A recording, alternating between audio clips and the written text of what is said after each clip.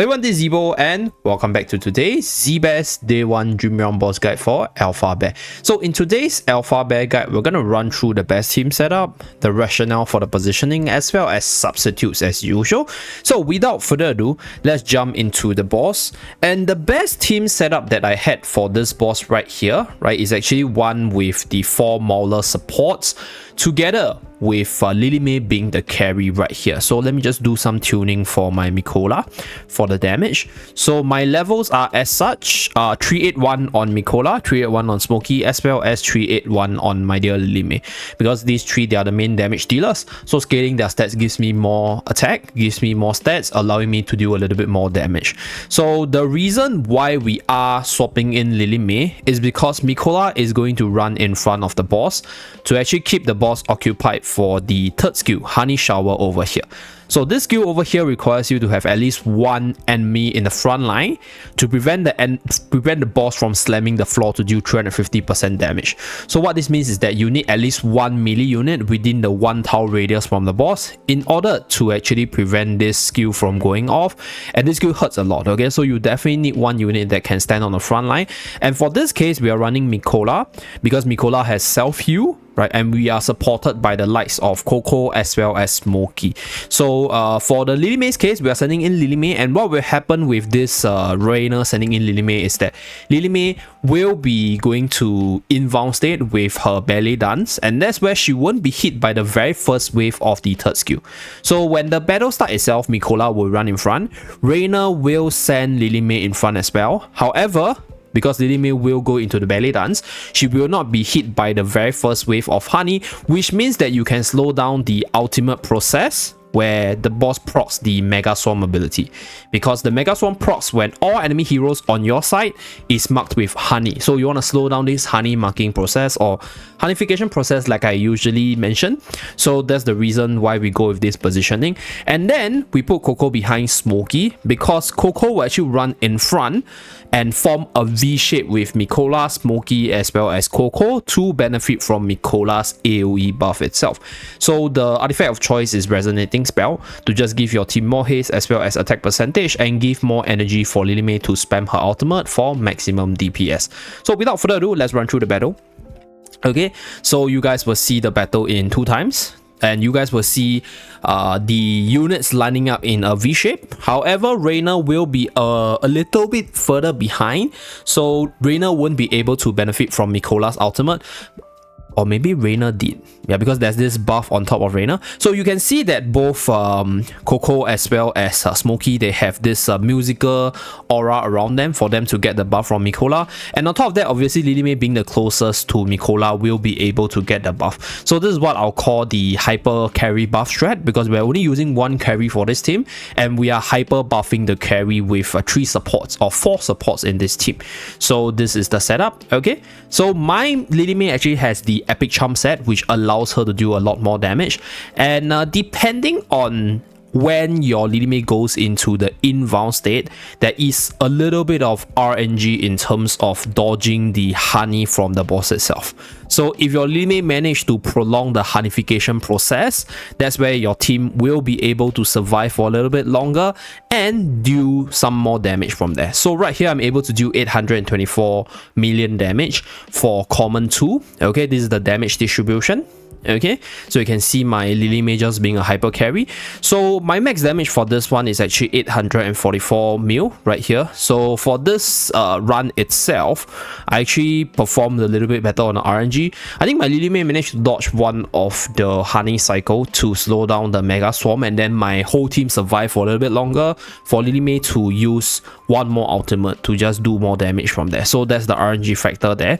The other thing to take note of is also the Gaia Ball, the second skill, right? So this honey ball over here, or Gaia Ball I like to call it. So this skill actually does quite a bit of damage the lower HP the boss gets. So that's where it could also be a little bit of RNG factor to consider in terms of min maxing your damage. So that's team number 1.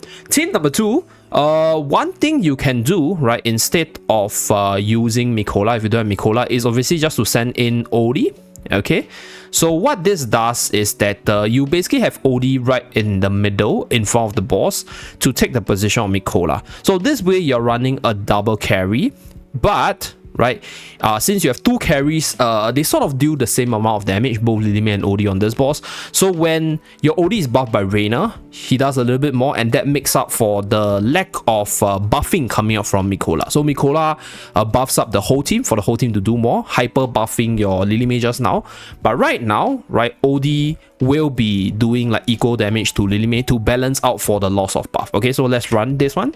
So this team I think did a little bit worse for me, unfortunately, but I think this is also a pretty decent team. I think it's able to do 800 million damage as well, so pretty standard. And then another carry that you can consider is Tailin.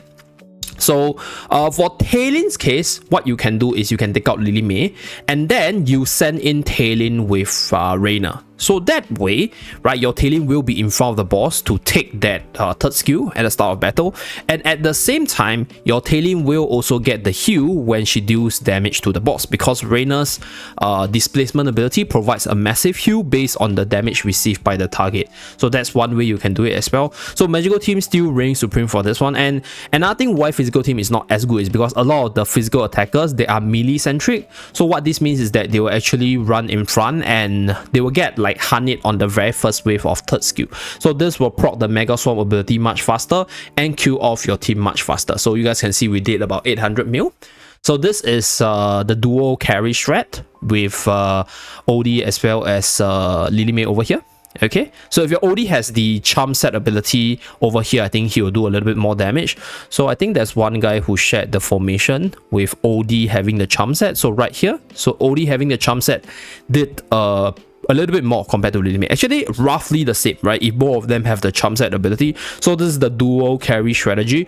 Based on the observation itself, I think the resonating spell is the best, because for this boss specifically, if you're running this sort of setup, if you're running this, you can obviously run Verdant spell for the maximum buff duration of 8 seconds. But if you're running the hyper carry shred that I recommended just now, because you're running right here, let me just switch out the thing, and then we put this one, and then we put in a Mikola. So if you're running this team itself, you have 4 supports and 1 rogue, so you don't have the maximum buff duration on Verdant spell, which is kind of wasted. But I think you can play around with the 2 artifacts in terms of resonating as well as Verdant, right, to see which one gives you more damage. Personally, I think for me, resonating has always been the better one because of the increased haste as well as more energy on my carry over here, Lilime, for her to do a little bit more damage. So therefore, right, I'll recommend resonating spell. And then with regards to the support portion, unfortunately, like I mentioned multiple times in all the other videos itself, Reina pretty much has no replacement. For Coco, you can obviously use the other shielders like Corinne as well as Lucius. You can refer to my older Alpha Bear Primal Lord guide with regards to the Coco throwing in strat. So that is with Corinne, but I tried Corinne at the very start, but I think Corinne's damage output is just not optimal at this stage in the game, because true damage haven't reigned supreme yet. So we are still in the early game where magical and physical damage, they are generally the stronger one. So this would probably be the most standard setup across the board, across the different servers if they have the unit. So Coco, if you don't have Coco, Lucius is one thing you can use. You can also use Antandra for the shield on probably 1 unit, right? Shielding efficiency is not reduced by the boss, so you definitely need a shielder in the team. As for Mikola as well as Smokey, you don't need both of them. You can obviously run the dual carry shred that I mentioned earlier, but if you don't have them, then use other healers like I mentioned as usual. Okay, so that's pretty much it for this video. Just a very simple sharing. I think for this boss itself, maybe Elsa, you could also use her as one of the carries, but I don't think the Elsa bug worked. I tried 1 round, but Elsa didn't go under the boss, unfortunately.